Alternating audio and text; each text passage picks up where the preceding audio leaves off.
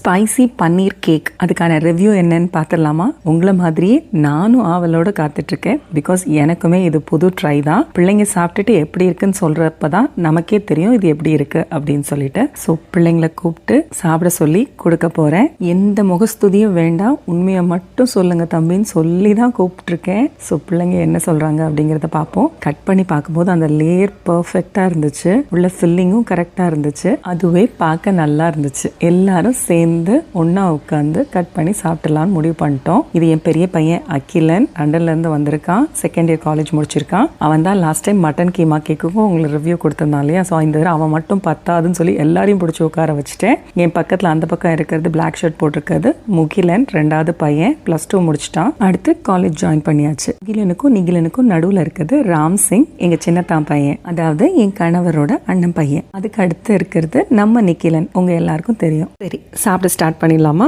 Okay தம்பி, start.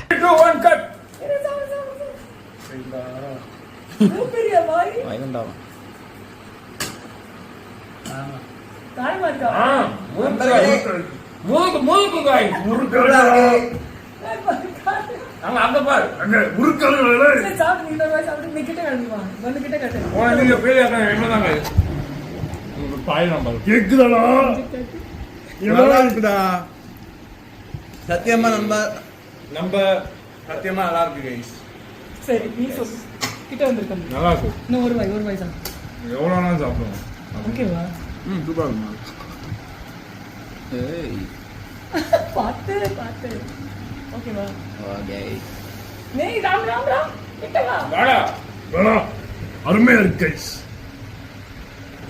நான் சாப்பிடல. நம்ம நிகிலட்ட வா, அப்படியே வாங்க வா. நிகிலட்ட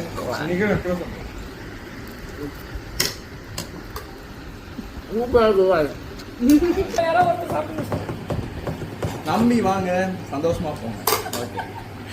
சூப்பர். ஓகே, அடுத்த பாரு. நாளைக்கு என்ன வார்த்தை சொல்லுங்க? உண்மையை சொல்லு. சூப்பரா இருக்கு. நாளைக்கு 2 ஃப்ரெண்ட்ஸ் வருவாங்க, அவங்களும் சாப்பிட்டு போவாங்க. அவங்க ரிவ்யூ உங்களுக்கு அனுப்புறோம். பாய். வரிசையாக எல்லாரையும் சாப்பிட சொல்லி ரெக்கார்ட் பண்ணுறதுக்குள்ளே என் மூத்த மகன் எல்லாத்தையும் சாப்பிட்டே முடிச்சிட்டான். பிள்ளைங்க சொல்கிறது எதுவுமே பொய் இல்லை. எல்லாருமே நல்ல ஆசையாக சாப்பிட்டாங்க. வச்சதெல்லாம் கம்ப்ளீட் பண்ணிவிட்டு திரும்பவும் ஒரு பீஸ் எடுத்து சாப்பிட்டாங்க.